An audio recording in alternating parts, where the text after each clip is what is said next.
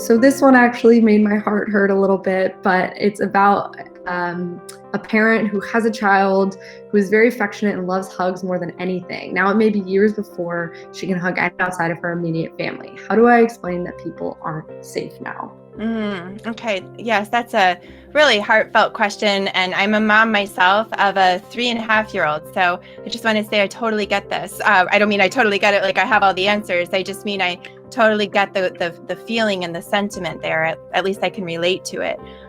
So one thing I would want to think about is the language that we use with kids. It is so important.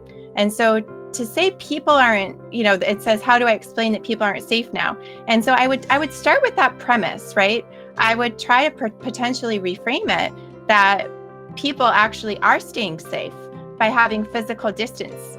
And I personally have heard recently a move to shift away from the phrase social distancing and into the phrase physical distancing. And I'm a big fan of that because I'm a social person. Human beings are tribal animals. We're not meant to be apart.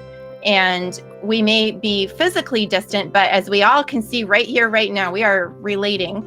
So I would try to explain potentially to your child.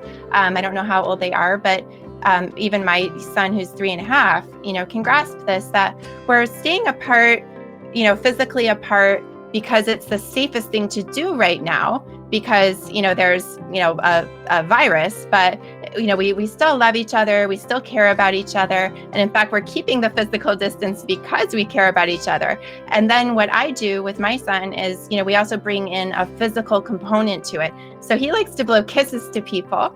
And then what they do is they catch the kiss and they put it in their heart. And he asks them to do the same, to blow him a kiss. And he catches the kiss and puts it in his heart.